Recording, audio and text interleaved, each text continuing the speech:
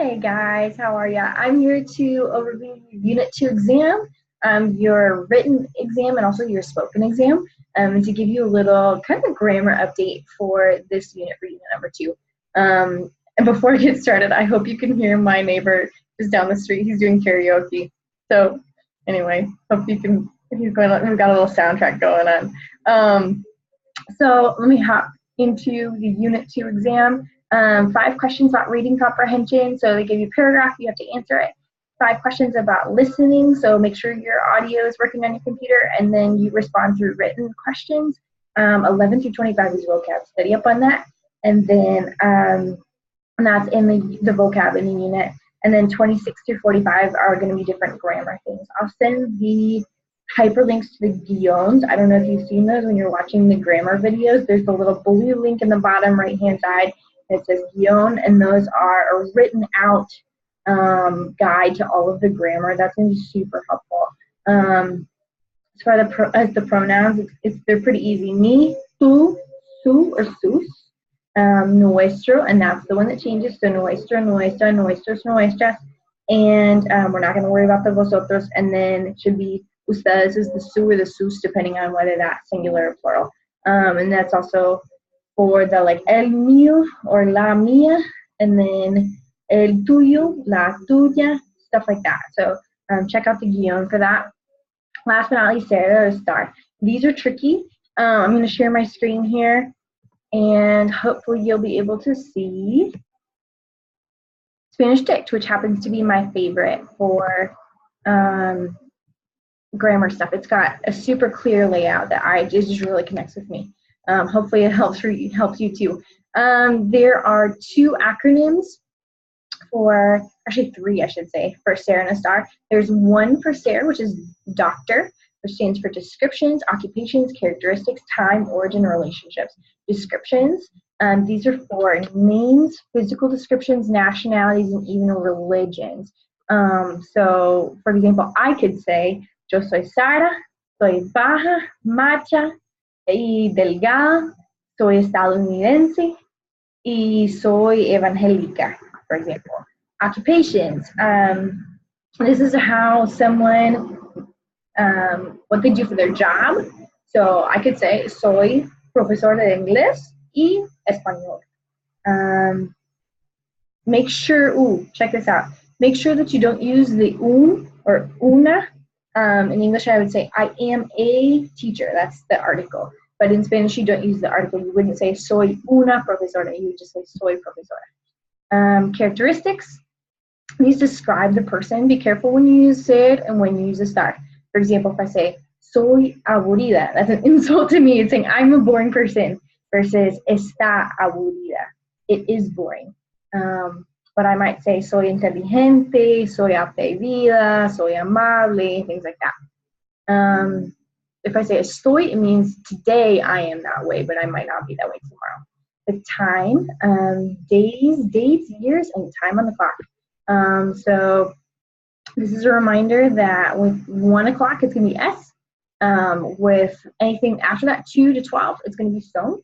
And then last but not least, origin. So I am from Iowa, soy de Iowa. This is also material. So place and material. Last but not least, relationships. So family ties, friendship, and romantic relationships. So for example, mi madre es Robin. And hopping into Estar, place and local. So place is going to be position. So this is the physical place where it's in right now. For example, yo estoy sentada. I'm sitting down. I'm not permanently here though, so I wouldn't say soy sentada. I would say estoy sentada. 2, location, where is. Keep your eye out here. This could be permanently, temporarily, or conceptually. I tend to think of like Sarah as more like permanent characteristics that don't change. The exception to that is the location part of estar, where you're talking about la escuela está en Quepos, like the school where I work is in Quepos, but I'm going to use estar because it's with location. Hopefully that makes sense. La capital de Iowa está en Des Moines. And then The only exception to that is with an event. Of course, it has to have an exception. So if there's an event like La fiesta es en mi casa, it is in my house. Actions, so this is with ongoing actions like estoy lavando ropa, I am washing my clothes, or past participle. So like mi bisabuela está muerta. Conditions, these are physical and mental. So like estoy cansada, estoy engripada, I'm a little sick. Emotions, these are in this moment how I feel, and it has to be estar because, as I said, it's a permanent characteristic that soy feliz, I'm a happy person, or estoy feliz, today I am happy. And then check these exceptions out, and here's the quiz. I'll send that to you too. It's super helpful just to check out where you're at. And let me stop sharing my screen, and hopefully you're still with me. With the speaking test, so moving now from the unit exam to the speaking test, which you should take second. Some things I look for. Make sure you're flipping those questions around. I've started talking with you guys in your assignments about this. But for example, this is one of the questions on the test. En tu cultura se utiliza una vestimenta especial para las bodas. You might flip that question around. This is what I'm looking for to make sure that you're specifically answering the questions. It's good practice, and it also helps to target the grammar structures that we studied. A lot of times the questions are structured in specific ways so that you have to give the answer that they are looking for with the proper grammar. So in this question, I might say, sí se utiliza una vestimenta especial para las bodas. Hint, this is also a good way to get some of that phrasing and get free points because all of the phrasing is already there. The only things you might have to change are the pronouns or are things to make it more updated to you. So make sure you're flipping questions around. Make sure you meet the time limit. This speaking assignment, the speaking test has a 1 to 2 minute time limit, which sounds scary, but don't freak out. I promise you, if you speak slowly, I don't expect you to have something drafted out. In fact, I ask you not to draft something out ahead of time. This is meant to be a practice for you to think. As you noticed, I was practicing when we were doing the Ser and Estar exercises where I'm thinking on the spot and it takes me a second. That's what I'm looking for. If you're pausing in those videos, it's okay. In the recording, it's okay. I'm not going to take off points for that. But this is not meant to be a test of how much you can write, but of how much you can speak. And that's going to help you a lot when you get into everyday conversations with real Spanish speakers. So flip questions around, meet the time limit, and answer all the questions. People tend to forget one of the questions and then you lose points. That's all I got for the speaking test. For the writing test, make sure you're flipping questions around. Again, put spaces between your paragraphs.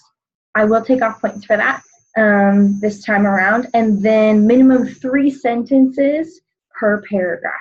3 sentences per paragraph. You have a total of 3 paragraphs, so that's a total of 9 sentences. Answer all the questions, and don't use the tú form when you're using written stuff in Spanish for assignments and for tests. Don't use the tú form unless you're doing the email assignment. That's the only, there's an email assignment every unit.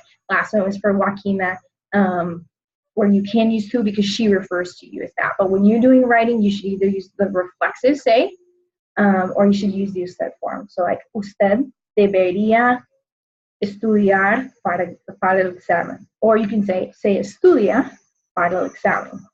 One ought to study is the reflexive say, or you, formal, should study. So hopefully that makes sense. I'll send out all of those resources that I mentioned. Let me know if you have any questions. Like I always say, I'm always here for you. I'm just a text or an email away. So good luck on the test, and I'll see you soon.